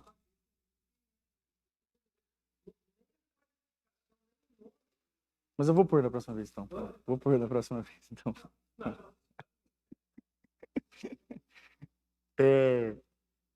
Tem mais um videozinho pro final, assim, que ele tá trabalhando? Beleza. Gente, só mais uma informação também que a gente juntou no processo. O Sidney tem um problema cardíaco também, ele já fez 2 pontos. Né? Um cara que tem um problema de saúde cardíaco aí, grave, né? E então, assim, pra gente ir pra conclusão, né? A Defensoria Pública entende aqui, nesse caso concreto, após analisar as provas, após analisar o soco no rosto que ele levou, o caminhamento dele para a UPA, os ferimentos que o Edson sofreu, que a gente não sabe nem quantos são, se foi 1 facada, se foram 2 facadas, se foram 3 facadas, se foram 4 facadas. O próprio Ministério Público não consegue trazer aqui para vocês, ele queria matar porque foram 10 facadas. A gente não consegue dizer quantas facadas foram, tá? Nem a faca, objeto do crime, a gente sabe se ela é pequena, grande, média, se é de artesanato, se é de cozinha. Isso também é uma coisa que ficou na dúvida. A gente não sabe dizer se era uma faca muito grande, muito pequena, afiada, não afiada. Isso não consta no processo. Foi levado para o hospital e mesmo que tivesse, né, quebrado dentro dele, era obrigação do hospital juntar essa lâmina para a gente saber, né? Mas assim, a história do Sidney, que ele conta para a gente hoje, é uma história que bate com as provas. Não é uma história absurda, assim, ó, eu cheguei esfaqueando ele no peito, no coração. Não. Eu cheguei, ele me deu um soco na cara, a gente caiu no chão e eu dei as facadas. Onde pegou essas facadas? Na coxa e na escapular, infraescapular. Ou seja, ferimentos que correspondem à história dele. Porque se fosse um absurdo, eu nem estaria aqui defendendo isso. Fala assim, não, eu dei uma facada no pescoço. Foi inclusive perguntado pelo juiz na audiência, por que não deu uma facada no pescoço, no coração? Porque ele estava se defendendo. Inclusive, a tese do Sidney não é uma tese de que foi lesão corporal, a tese da Defensoria Pública. A tese dele é legítima defesa, é absolvição. A gente entende que não, a gente entende que assim, olha, realmente foi uma briga, ele saiu machucado e ele, para se defender, deu essas facadas. Mas ele parou. Então, o que a Defensoria Pública quer que vocês levem em consideração são 2 coisas principais. Primeiro, em nenhum momento o Sidney quis matar o Edson. Por quê? Primeiro, ele foi provocado e levou um soco. Se ele não tivesse dado o soco, a gente nem estaria aqui hoje. Segundo, as facadas que ele deu correspondem com facadas de defesa. Ele não tinha intenção de matar. E ele poderia ter matado. Mas ele parou. E aí, Jane, se você puder colocar o artigo 15 do CP, do Código Penal pra gente, o Código Penal fala isso. E vocês são juízes, vocês vão trazer justiça. A mãe não pediu justiça, então vocês têm a opção aqui, vocês podem escolher. Vocês podem entender que é a narrativa da vítima, da mãe da vítima, da Eva, a mãe do réu, que ele tentou matar, com 2 qualificadoras, um crime hediondo com pena altíssima, que começa em 12 e vai a 30 anos, para um senhor que tem 55 anos, pai de família, que nunca cometeu nenhum crime, que tem problema cardíaco, que lá no presídio ele não vai sobreviver, que a gente vai chegar lá nesse ponto também, ou vocês podem escolher e falar assim, não, o Sidney cometeu um ato errado, mas não foi uma tentativa de homicídio, foi uma lesão corporal. E aí, eu vou até vir mais perto aqui para poder ler para vocês, que eu estou longe e não consigo ver. O artigo 15 do Código Penal fala, o agente que voluntariamente desiste de prosseguir na execução, ou impede que o resultado se produza, só responde pelos atos já praticados. Ou seja, o Sidney poderia ter continuado a agredir ele? Poderia. O Sidney poderia ter matado ele? Poderia. Mas o Sidney não fez isso. E mais, o Sidney colaborou com a justiça todo o tempo.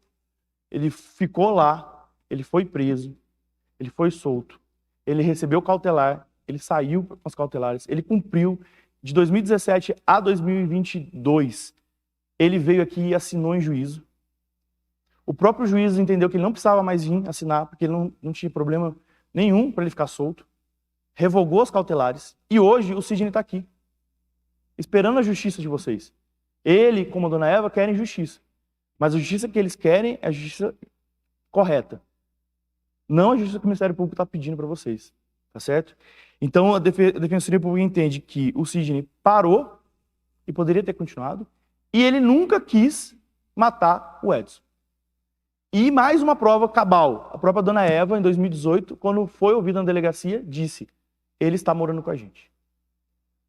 Para mim, não existe prova de perdão maior do que você deixar seu filho e o Edson, que era vítima, morar junto de novo, na mesma casa, depois disso ter acontecido. Poderia ter problema, gente? Poderia, porque família a gente sabe como é que é. Para família é difícil. Família é muito difícil. E aí, o que a Defensoria Pública vem pedir para vocês? Que no terceiro quesito... Peraí.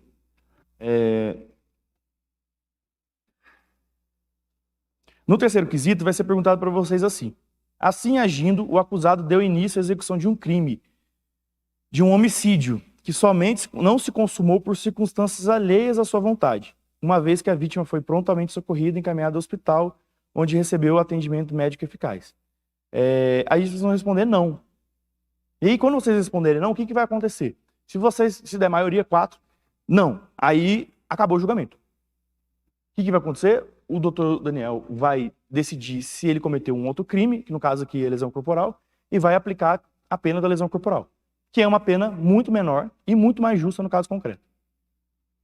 E eu digo isso, gente, porque assim, como defensor público, eu não posso escolher os casos, tá? Então, assim, é muito difícil pegar um réu primário, ainda mais na idade do senhor Sidney. Normalmente a gente pega a galera novinha, que já tem 5 ou 6 homicídios, 5 ou 6 tráficos, entendeu? Galera difícil de defender. Mas o Edson não, o Edson é um cara tranquilo, né? Tanto é que ele tá solto. A maioria das pessoas que a gente defende aqui estão presas, né? Então, quando vocês falarem não, automaticamente acabou o julgamento. Vocês não vão ter que decidir mais nada. Quem vai decidir é o doutor Daniel. Ele vai lá, vai analisar, foi uma lesão corporal, foi leve, média, grave, vai aplicar uma pena. Que no caso concreto é mais do que justo. Mas aí os senhores jurados podem falar, não, eu concordo com o promotor, eu acho que foi uma tentativa de homicídio, ele quis matar. Vocês não vão falar sim, o processo vai continuar, o julgamento vai continuar, vocês vão continuar julgando. Aí o próximo quesito é, o jurado absolve o acusado? E aí vocês também são livres, livre convicção. Eu quero absolver o Sidney porque eu acho que ele agiu em legítima defesa. Se der 4 votos, ele é absolvido, ele não vai ter pena nenhuma. Eu quero absolver o Sidney porque eu acho que ele não precisa de pena. Porque ele já é um senhor, o sistema é ruim, vai deixar ele pior, não vai dar problema de saúde para ele lá dentro, então eu vou absolver ele. Eu quero absolver o Sidney por qualquer motivo. Vocês podem absolver, vocês são livres. Inclusive vai constar lá na ata. A tese de defesa, absolvição por livre convicção. Vocês estão livres para absolver. Nem é a tese da Defensoria Pública, mas se vocês quiserem, vocês podem absolvê-lo. E aí o quinto e o sexto quesito são as qualificadoras. Então, cada qualificadora que vocês falarem sim, é um aumento de pena. Se vocês falarem não, é uma redução de pena. Então, vocês podem condenar ele por um crime de homicídio qualificado ou simples. Tá? Isso vai reduzir a pena dele. O primeiro quesito aqui, o quinto quesito, perdão, diz: o crime foi praticado por motivo torpe, eis que a vítima defendera sua companheira por diversas vezes de agressões verbais que o acusado perpetrava contra a própria mãe. Gente, isso aqui não é torpe. Porque assim, o que é torpeza? Torpeza é quando você tem um motivo que é desproporcional. Por exemplo, eu devo R$20 para a pessoa vem e me mata. Isso é torpe. Não, é torpe. Desproporcional. Mas você ficou torpe aqui?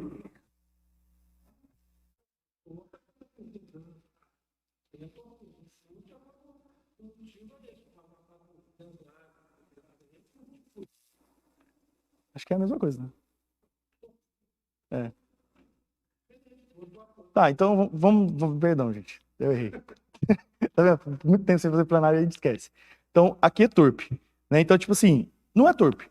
Defender a mãe, tipo, o que é a mãe para um homem? É a mulher mais importante. Lógico, depois que você casa também tem a sua esposa, mas assim, mesmo casando, é a mulher mais importante da sua vida, né? Então, tipo assim, você não vai defender sua mãe? Você vai defender sua mãe. Entendeu? Tipo assim, ainda mais um grupo de jurados que a maioria é mulher, né? Então, tipo assim, aqui tá falando que o motivo tem que ser mais grave porque ele tava defendendo a mãe. Isso não é torpe. Pelo menos assim, do meu ponto de vista, tá? Vocês podem discordar.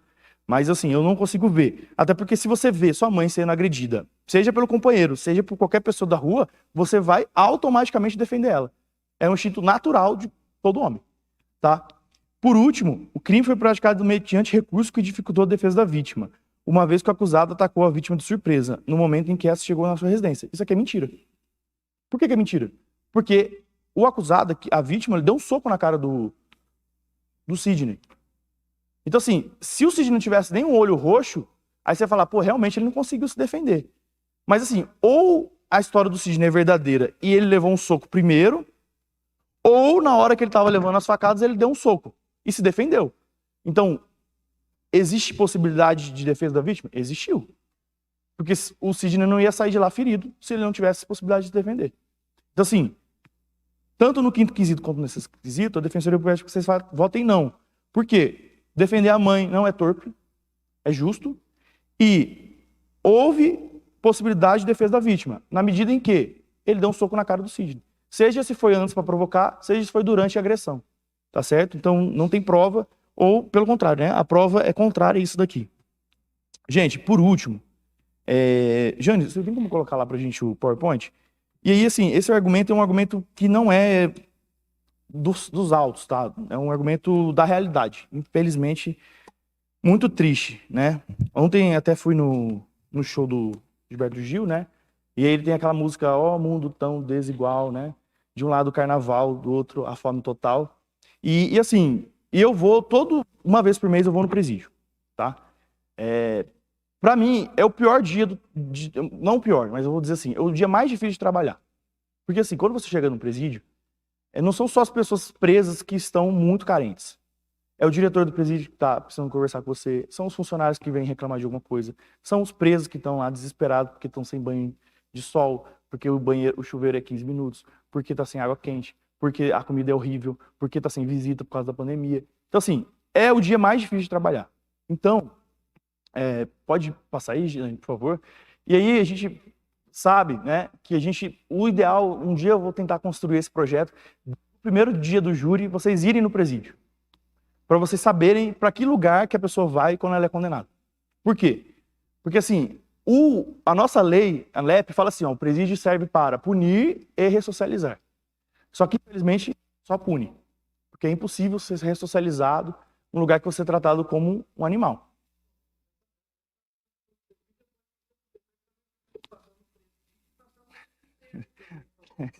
Mas cemitério já conhecem, o presídio ninguém conhece. Pô, João, para. Aí, ó, todo juiz deveria conhecer as cadeias. E o Drauzio Varela tem um trabalho, durante 20 anos ele foi médico voluntário no Carandiru. Ele tem vários livros, inclusive, muito bacanas, Estação Carandiru, um livro sobre os carcereiros, que virou até uma série da Globo. São livros muito bacanas, assim, sabe? E ele fez um papel muito, muito humano lá dentro. Pode ir, Jane, por favor. E aí, a gente também tem, isso daqui são fotos daqui, de delegacias aqui do Paraná, super lotadas, né? Tipo assim, uma cela que é para 10 pessoas tem 50.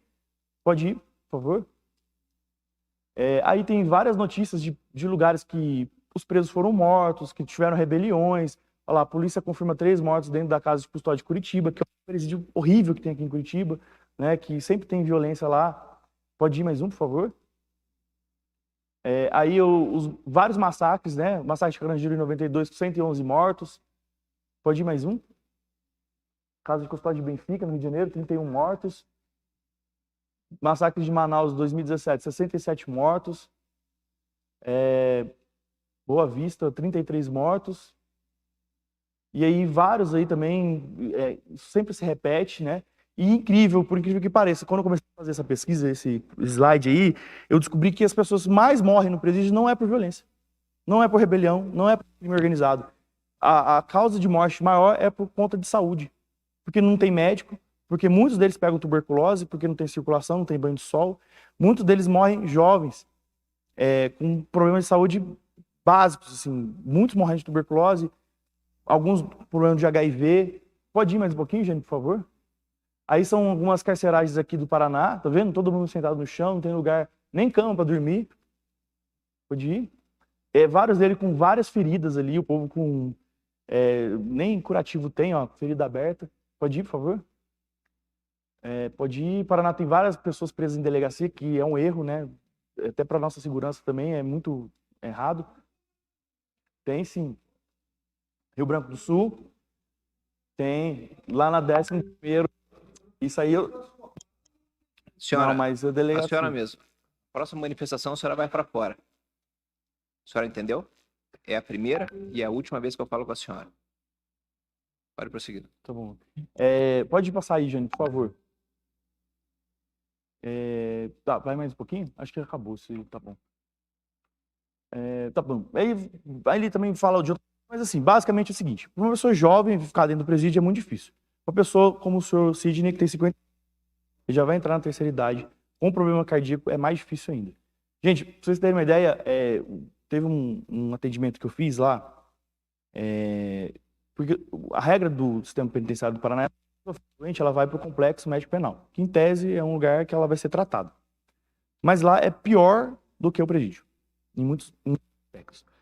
E a gente pegou uma menina chamada Cristine, que ela tinha problema de HIV, hepatite, ela tinha vários problemas de saúde, né? E ela não falava que ela tinha esse problema de saúde. Por que ela não falava? Porque ela não queria ir para o complexo médico penal. Ela teve um AVC dentro da cadeia, quase morreu. Depois ela foi solta, porque quem tem problema de saúde grave, responde de liberdade, começou a fazer o tratamento dela. Então, essa questão de saúde é muito séria. Então, toda vez que eu tenho assistido aqui, que já é um mais velho, eu tenho que trazer isso para vocês, né? Ainda mais o Sidney, que tem um problema realmente, está provado aqui nos autos, problema cardíaco, né? Então, assim, por mais que o Ministério Público venha aqui e peça uma pena mais alta, eu peço que vocês também pensem na questão humana, a questão de saúde dele, na idade dele, né? Por ele ser pai, por ser avô, né? E porque, assim, o seu Sidney, ele não vai colocar em risco a sociedade de novo. Porque isso foi um fato isolado na vida dele. Ele não tem outras condenações, ele não tem nenhuma condenação. Ele tem passagem lá, o promotor perguntou, mas ele nunca foi condenado. Depois de 2017, passaram 5 anos. Ele está aqui. Ele está trabalhando. Ele é um homem de bem. Então, a Defensoria Pública, para finalizar, agradece a atenção dos senhores jurados, tá? Não é fácil, mas que vocês não levem em consideração o que a dona Eva falou lá em 2020, né? Mas que vocês levem em consideração o que o Sidney falou hoje para os senhores, que ele não queria e que ele parou. E aí, no terceiro quesito, os senhores votem não, para que o crime seja desclassificado para lesão corporal. E caso os senhores queiram ainda, no quarto quesito, absolvam por vários motivos, né? Porque vocês gostaram dele, porque ele agiu, né, em legítima defesa, porque o sistema não vai reeducar ele não precisa disso, não precisa de pena, ele tá bem, isso aqui já foi pacificado. Foi tão pacificado que ele voltou a morar com a mãe e com a vítima, que é o Edson. E por último, e finalmente, tanto o motivo torpe quanto a qualificadora da recurso que dificulta a defesa da vítima, a Defensoria Pública, a Defensoria Pública pede que vocês votem não, porque isso é uma redução de pena, tá certo? Então, o pedido da Defensoria Pública é esse. Desde já eu agradeço. E lembrando, né, nós somos um país assim de muitas desigualdades sociais. E infelizmente, normalmente as pessoas que vêm para cá no Tribunal do Júri são pessoas muito pobres. Um ou outro, de vez em quando, uma pessoa rica, tá? Mas é bem difícil. Então, isso que vocês levem em consideração isso também, e o problema de saúde do Sidney. Muito obrigado, eu agradeço a atenção. Questiona o Ministério Público se retorna. Vistos examinados, os presentes autos de ação penal pública incondicionada, registrados sob número 766, dígito 36, de 2017, proposta pelo Ministério Público em face do senhor Sidney Fabian Melo Soares. O senhor Sidney foi pronunciado como incurso nas ações do crime de homicídio, na sua forma tentada, porém duplamente qualificada. Na presente sessão, após interrogatório, houve debate, e em sala especial de votação, estou reconhecida a materialidade e a autoria delitiva, entendendo que o acusado deu início à execução de um crime de homicídio, que não se consumou por circunstâncias alheias à sua vontade, estando ainda reconhecido o motivo torpe e o recurso que dificultou a defesa da vítima. Assim, diante da vontade soberana do Conselho de Sentença, eu julgo procedente a denúncia para condenar o senhor Sidney Fabian Melo Soares nas sanções que agora passo a fixar. No tocante à dosimetria de pena, há uma circunstância a majorar a pena além do seu mínimo legal, que é o fato da vítima ter sido golpeada na sua própria residência, seu asilo inviolável, razão pela qual a pena deve ser aumentada em 1/8.